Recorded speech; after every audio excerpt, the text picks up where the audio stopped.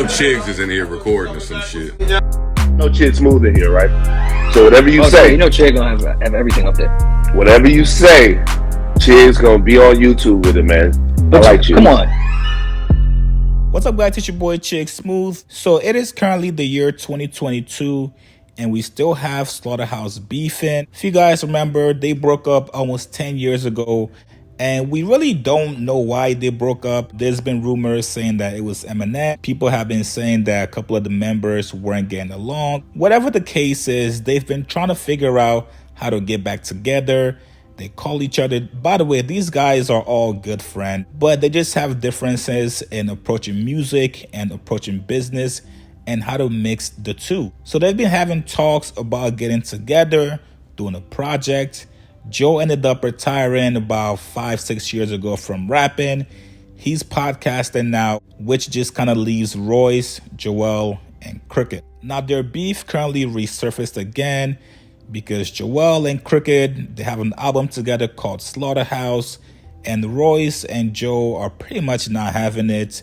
Apparently, Joell and Cricket, they got a check to do this album, and they didn't inform Joe or Royce about it. They didn't cut them in.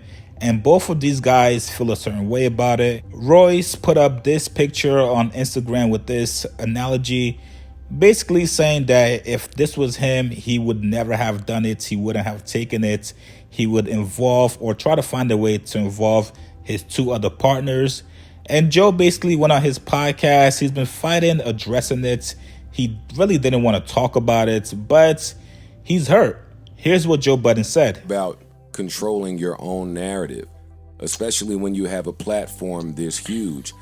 I speak 3 hours twice a week, and that's for the free people. That's free. Mm-hmm. Y'all know what we do on the side. Gotcha. We get to work. Yeah, so we like get to your job, right, is to talk. So when you don't talk, it's obvious that you're not talking. Mm-hmm. Like it's painfully apparent. So then you just allow people to continue with whatever they say, jargon they say. And you're mature and you do the right thing, which never feels good. You older, you trying to go to a different place. Like everybody has a different route, right? So in the route that you going, no, you're not supposed to respond to any of it. But if you just keep letting people paint you with this brush while you're silent, what could happen years down the line, if people are that invested, and with me they usually are, is that this just keeps going like it's the snowball effect. Like it just gets bigger. And it gets bigger and it gets bigger. And now because you the nigga that's willing to just leave with the niggas that trust and believe in you, no clarity is ever given from your side. And maybe none has to be. But when shit get a little too carried away. So I got two answers. Yeah, I do think something should be. This is dog. I hate this. If the people want a response today, I might give you a response in 6 months when it don't benefit you. Yeah. You get what I'm saying? And because the line is so blurry today, because everybody got a platform and is posturing, we throw around words like fucking integrity, but what the actions show is insecurity. And if you don't clear that up for people, then you just get a community of people to believe some shit and just run with it, and then the phone game starts. But they're gonna do that regardless, Joe. Yeah, but even if you try to clear it up, some people not gonna believe you. That's why we say, what is it gonna solve? All of that is cool, but when you come in here and talk as much as I do, about as much as I do, when it come to your front door, no, you should address it. Now, should you address it like I addressed another situation that I handled poorly publicly on air? Of course not. Of course not. And I think that my reputation garners people thinking that when I say I'm going to address something, that's what's coming. And that's not where I'm at. I don't feel that way. I'm hurt. I'm not angry. But I won't misdirect my hurt. And for me, that's what happens a lot of times. We start misdirecting anger because of a difference in ideology. And this Slaughterhouse shit that we talking about, that's all it's been from the rip. And when emotions get involved, it's tough for people to articulate their points and try to convey a message and think about things logically or in spite of their position. But that's what needs to happen.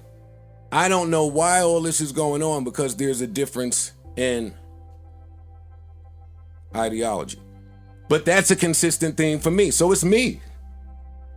It's me. So therapy teaches you to always look at you. What's happening with you that makes all of these things similar? Like happen, go on. Everything in your life you attract it. So y'all say to ignore it. Therapy tell you can't. So what? Don't address it here? I was just gonna watch say, just watch the clown show. Just watch the clown show. You don't have to go ignore on. it. I can't do that because there's a teachable moment somewhere in here for somebody. I can't shun the people that's going to pick up the positive for the people that only focus on the negative. I can't. That's not who I am. That's not who I've been. That's not the evolution of Joe. That's not the person that's not who I want to be. I'm done. They burnt the pig. Oh, man. They burnt the merch of something they own. Moving on. Okay? Someone put Bow Wow on an all-time corny rappers list, and he ain't like that shit. I want to put 2 more niggas in the all-time corny rapper You list. gotta stop saying shit because I want to put he's 2 in more rare form, niggas in the bro. all-time corny rappers list, yo. Who else is on the list? I think Nick Cannon was on there. You know what's crazy? Who else, I think? No, not you. I'm talking to Parks. Let's see who else was on there. Definitely not talking. To be honest with you guys, all these guys are 40 plus. This really shouldn't play out publicly. So it is kind of sad watching this go on and on.